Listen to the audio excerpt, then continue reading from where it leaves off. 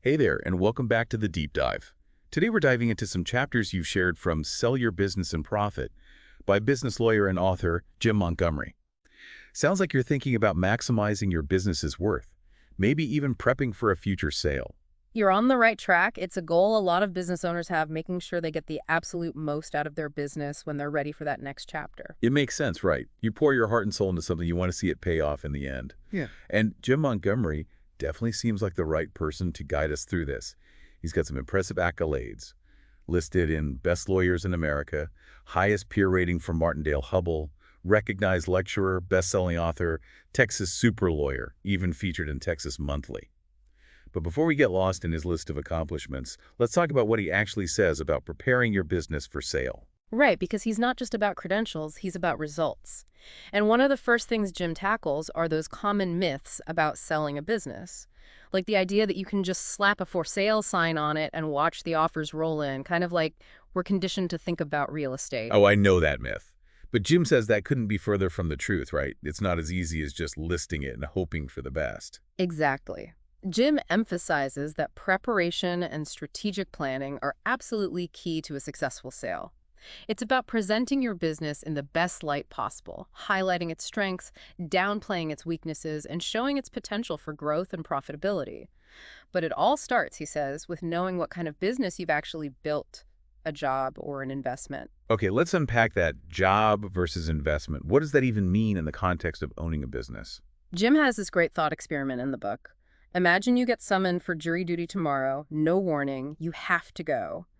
Would your business income increase, decrease, or stay the same while you're away? That's a really interesting way to think about it. I guess it would depend on how much the business relies on me being there every single day. Precisely. If your income would plummet without you there, it's more of a job. It depends on your time and effort to function. But if your income stays steady or even increases while you're off on jury duty, well, congrats, you've got yourself an investment. That's a light bulb moment for me.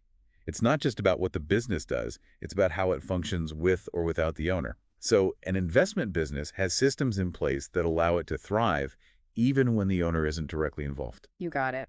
And minimizing the owner's role, according to Jim, is one of the biggest factors in increasing your business's value. He says business investors don't buy jobs, they buy cash flow. So it's about building a business that can practically run itself, like a well-oiled machine.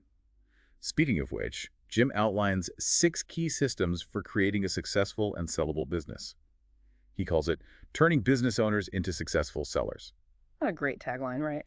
It really is. And it speaks to the heart of what he's trying to achieve with these systems, creating businesses that can operate smoothly and profitably, no matter who's in charge. He starts with the client attraction system. Makes sense. Without clients, you don't have a business to sell. Yeah. So how do you build a client attraction system? Is it just about getting your name out there, or is there more to it? It's definitely more nuanced than just hoping people stumble upon your business. Hmm. Jim stresses the importance of attracting the right clients, not just any client.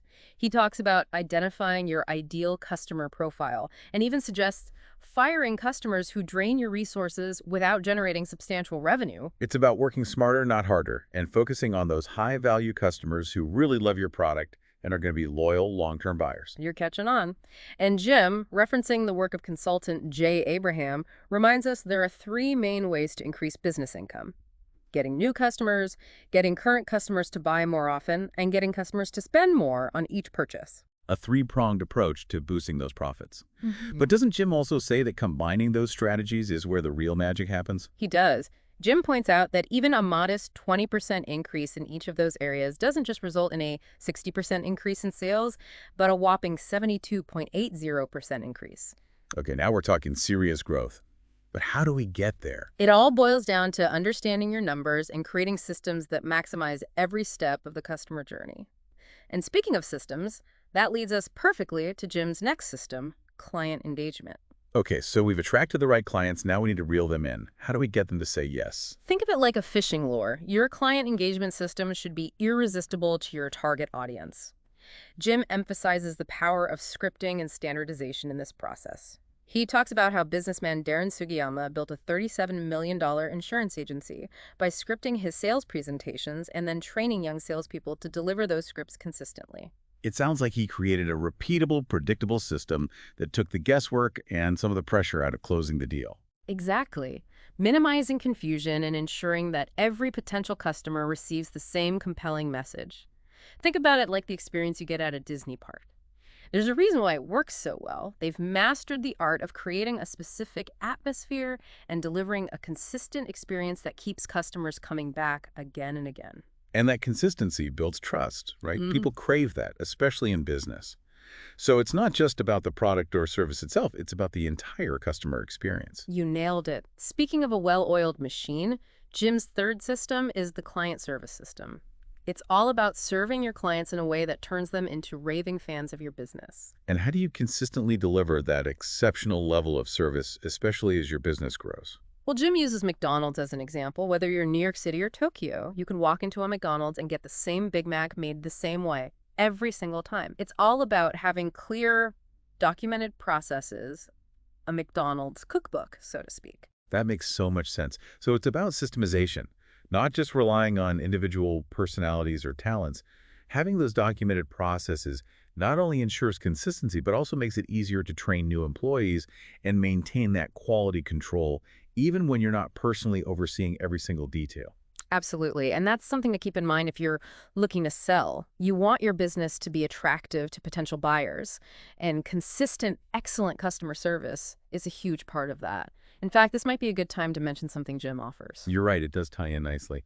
If you're finding this information helpful and want to dive deeper into how these systems can be applied to your specific business, Jim actually offers a free one-on-one strategy call. It's a fantastic resource. He really gets into the weeds with you and helps you develop a personalized plan. I highly recommend taking advantage of it. You can schedule it directly on his website, www.jamesmontgomerylaw.com. Now back to that client service system. Jim really emphasizes building raving fans of your business. He's talking about the customers who don't just like your products or services, but become your biggest advocates, spreading the word and bringing in new business through referrals. Word of mouth marketing, there's nothing more powerful than that. And it all comes down to providing an exceptional experience for your clients. Right. It's about exceeding expectations, not just meeting them. That's how you turn one-time buyers into lifelong customers. Which brings us right into Jim's fourth system, the client retention system. We've talked about attracting new clients, engaging them, and then wowing them with amazing service. But keeping those clients coming back for more, that's what Jim's client retention system is all about, and it's crucial for long-term success. Makes sense, right? Yeah. It's much easier and more cost-effective to keep a happy customer than it is to constantly be hunting for new ones. Exactly. Jim talks about the lifetime value of a customer and how even small increases in customer retention can have a huge impact on your bottom line. So how do we actually do that? How do we get those customers to hit that repeat button again and again? Jim suggests a few different strategies, like sending out regular newsletters with valuable content, thoughtful emails that make your customers feel seen and appreciated, personalized cards for birthdays or milestones. Even just a quick phone call to check in can go a long way. It's all about staying top of mind and showing your customers that they're not just a transaction to you. Yeah, You value their business and appreciate their loyalty. exactly. But it's not just about sending out generic stay-in-touch messages. Jim encourages business owners to position themselves as trusted advisors in their industries, offering valuable insights and building deeper relationships with their customers. So it's about creating a real connection, becoming a resource they can rely on. It makes a lot of sense. It does. And that brings us to Jim's fifth system, team accountability, which is all about creating a culture of ownership and excellence within your business. Okay, so we've covered how to attract, engage, serve, and retain clients. Now let's talk about the team that's actually making all of this happen. Because even with the best systems in place, you need a solid team to execute them effectively. Jim says the system is about building a team that not only understands their roles and responsibilities, but also feels empowered to perform at their best. It sounds like it goes beyond just giving orders. It's about giving your team the tools and the trust they need to succeed. Absolutely. And that starts with having those clear, documented processes we were talking about earlier. Jim shares an interesting example of a car dealership with a stellar service department. Okay, I'm intrigued. Tell me more. So this dealership had an incredibly detailed system for their service department. Everything from the initial phone call to the final handshake was meticulously planned and documented. Wow, they really thought of everything. But did it work? It did. Customers loved the streamlined experience and the dealership was thriving. But here's where it gets interesting. When the service manager, the one who had championed and implemented this meticulous system, left for a different opportunity, the whole thing fell apart. Oh no, really? Why? What happened? The new manager hadn't been part of building the system, so he didn't prioritize it, he didn't see the value in maintaining it, and the customer experience suffered as a result. It's a classic case of, if it ain't broke, don't fix it, gone wrong. Yeah. It's a good reminder that systems need to be consistently reinforced and upheld, even or maybe especially when someone new takes the reins.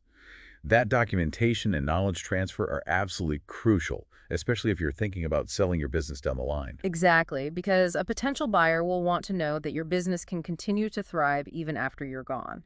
And that comes down to having a strong team and a systematized approach. So true. Hmm. Okay, we've talked about the importance of attracting, engaging, serving, retaining clients, building a solid team. Now let's get to the heart of what makes a business tick. The money. Right, because at the end of the day, a business is about generating revenue and profitability, and that's where Jim's sixth system comes in, the math of management. Let's break it down. How does Jim define the math of management? It's all about understanding the numbers behind your business, tracking key metrics, analyzing financial reports, and making informed decisions based on data, not just gut feelings. It's about separating those who are good at their craft from those who are good at running a business, right? Exactly. Jim actually shares a story in his book about a granite company known for their exceptional craftsmanship. Their work was absolutely top-notch, but they were struggling financially, just barely scraping by. That's so common, isn't it? Passion and talent don't always translate into business success. You're telling me. In this case, the owners of the granite company were masters of their craft, but they lacked the financial literacy needed to manage a successful business. What happened? Did they figure it out? They did. They were fortunate enough to connect with a savvy interior designer who frequently used their services. Okay, I'm listening. She saw their talent and recognized their financial shortcomings, so she decided to invest in the company and take over the management side of things. That's incredible. A match made in business heaven. It really was. She brought order to their chaos, implemented sound financial practices, and allowed the granite artisans to focus on what they did best, creating beautiful, high-quality products. What a great example of how understanding the numbers and having strong financial management can make or break a business. So what are some specific things Jim recommends when it comes to managing the math of your business? He emphasizes the importance of regular financial reporting and not just once a year at tax time. He suggests weekly flash reports that track key metrics like sales, collections, expenses, and cash flow, then monthly income statements, quarterly reviews with a financial advisor, and a comprehensive annual review of your financials, budget, and long-term plans. Okay, that might seem like a lot, especially for someone who isn't a numbers person. Mhm. But I can see how it would be incredibly valuable to have that clear understanding of where your business stands financially. It is. And think about it this way. If you were going on a road trip, you wouldn't just hop in the car and start driving without a map or a GPS, would you? Definitely not. I'd be hopelessly lost. Exactly. And running a business without a firm grasp on your financials is kind of like that. You might get somewhere, but it's unlikely to be your intended destination. Jim reminds us, if you don't know where you are going and have no method to measure whether you got there, you are guaranteed to never arrive. I love that quote. It's a powerful reminder that we need to be intentional about our business goals and track our progress along the way. And remember, Jim's ultimate goal is turning business owners into successful sellers. By implementing these 6 systems, client attraction, client engagement, client service, client retention, team accountability, and etablation take. The math of management, you're not just improving your business today, you're building a valuable asset that can provide financial security for you and your family for years to come. It's about creating a business that works for you, not the other way around. A business that gives you more freedom, less stress, and the potential for significant financial rewards, whether you're selling tomorrow or 10 years from now. Absolutely. And if you're ready to take that next step, to really explore those options and see how Jim's insights can be applied to your specific situation, he offers something incredibly valuable, a free, no-obligation strategy call. It's a fantastic opportunity to pick his brain and get personalized advice from one of the top business lawyers in the country. You can schedule that call right now on his website, www.jamesmontgomerylaw.com. Now, we've talked about maximizing your business from the inside out, but selling your business also means finding the right buyer, and that often means thinking outside the box. Okay, I'm all ears. Let's dive into that right after a quick message. So we're back, ready to figure out who's going to buy your business. It's easy to assume it'll be someone else in your industry, maybe even a competitor, but Jim Montgomery says we need to think bigger. He says, don't limit your options by focusing on the usual suspects. Your perfect buyer might be someone you haven't even considered. Ooh, okay, now I'm really curious. Who else should we be thinking about? Jim says to look at your vendors. Vendors. Yeah, these are companies you rely on. They supply you with the products or services you need to run your business. They might love to vertically integrate, which means buying a company in their supply chain. It's a power move, gives them more control over their costs, their production, plus direct access to your customer base. Wow, that is smart. I never would have thought of that. It's all about changing your perspective, right? Looking for the situations where everyone wins, where your business actually helps another company reach their goals. So it's less about just selling and more about finding the right partner, a strategic partner. You got it. And that partner might be closer than you think. Jim even says to consider your own employees. Wait, really? Selling to my team?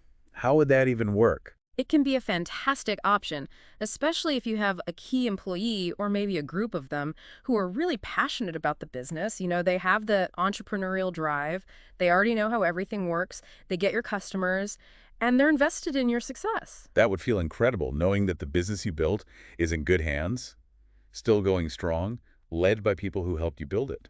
And for employees, it can be a really exciting opportunity, a chance to own a part of the company they helped create. Okay, so vendors, employees, anyone else who could be a potential buyer. Believe it or not, Jim says to think about your customers. My customers, now that's a new one. How could they be buyers? Think of it this way. Are you providing something that's mission critical to their operations? Something they need?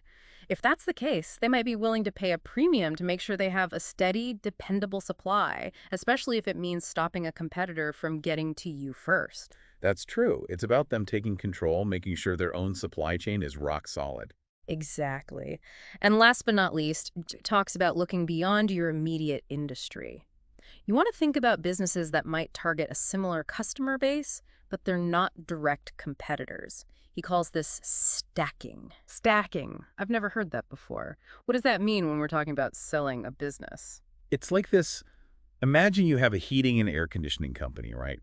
Your business is really seasonal. Most of your income comes in during those hot summer and cold winter months. Makes sense. People need their AC fixed in the summer, furnaces checked in the winter. Right. But homeowners, they have needs all year round, so why not team up with a company that offers services that kind of go with what you do? Maybe a plumbing company, landscaping, even insurance. So instead of just heating and air, they'd become a one-stop shop for everything a homeowner needs. Exactly. You're stacking those services, creating a more diverse, more valuable business, and you're using an existing customer base that already trusts you. Wow, Jim Montgomery really makes you see that there are so many possibilities when it comes to finding the right buyer. Okay, so we've got some potential buyers lined up now. How do we figure out how much our business is actually worth? How much should they be offering? That's the million-dollar question, right? And Jim says there are a few different ways to put a value on a business, and it's not always as simple as looking at your net income. He gives a quick and dirty method, something you can use to get a rough estimate. Okay, hit me with it. What's the formula? All right, first, take your net income. Then you add back in things like taxes, depreciation, amortization, interest, all that good stuff. Make sure you include a reasonable salary for yourself. Once you have that number, you multiply it by a factor of 3 to 5. That should give you a ballpark idea of what your business might be worth. So there's some number crunching involved, but it's not just about making up a price and hoping for the best. Yeah, definitely not. And here's the thing. The more appealing your business is to a buyer, the higher that multiple is going to be.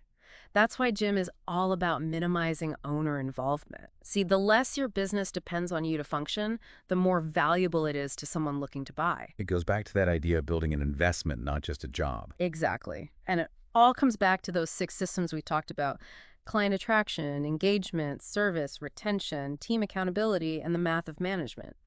When you use those systems right, you're not just creating a business that does well, you're building something truly valuable, something that can give you and your family financial security for years to come. Like Jim says, he's turning business owners into successful sellers. It's about having choices, about taking charge of your future, building something that can be successful whether you're running the show or not.